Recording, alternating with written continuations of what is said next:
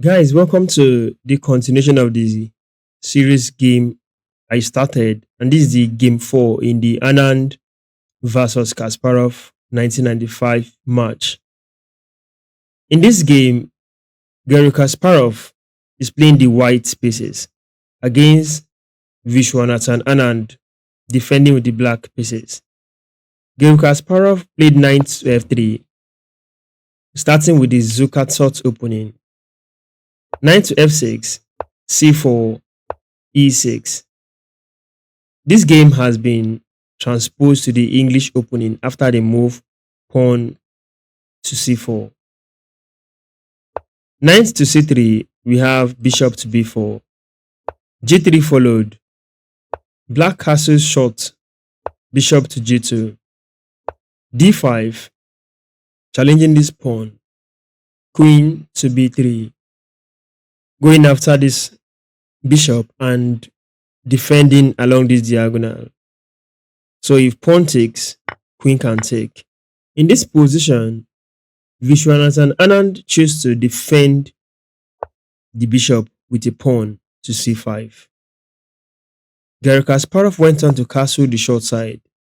Knight to c6 follows. d3, h6. After e3, we have rook to e8. a3 comes up, attacking the bishop. In this position, Garry Kasparov threatens to capture that bishop. How did Vishwanathan Anand continue? There are ideas with retreating the bishop and another option of taking the knight. So instead, he took the pawn first. An intermediate move you should learn while you are growing in chess is this kind of move, where you can throw in an intermediate move to attack your opponent's queen. This gives you its tempo. So it is about choice now. Garry Kasparov needs to choose.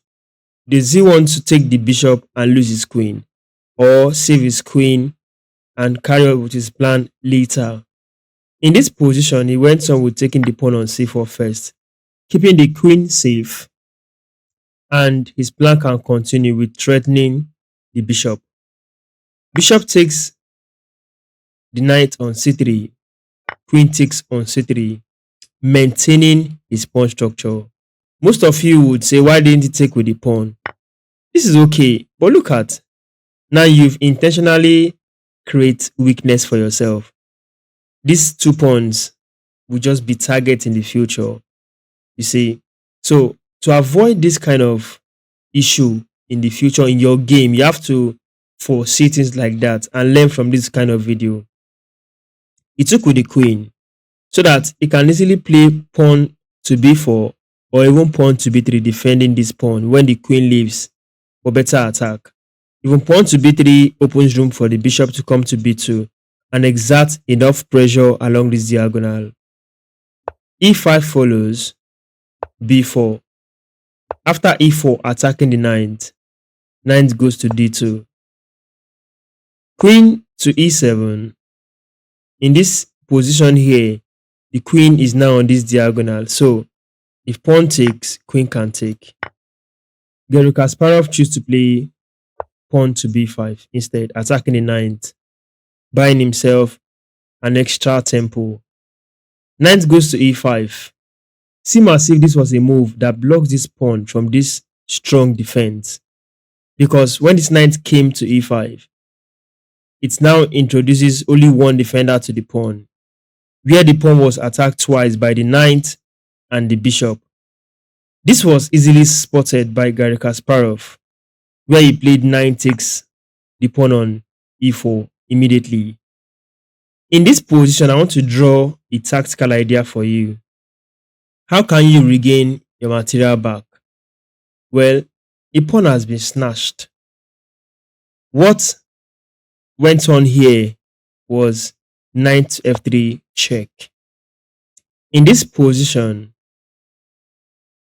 bishop takes the knight, knight takes knight, attacking the queen. Here, bishop takes that knight on e4, queen takes on e4. Pawn to f3, attacking the queen.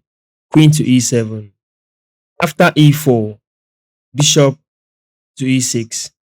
Immediately, Gary Kasparov played bishop to e3. The both players agreed to a draw. This is how game 4 ended in a draw. Thank you for watching and stay tuned for game 5.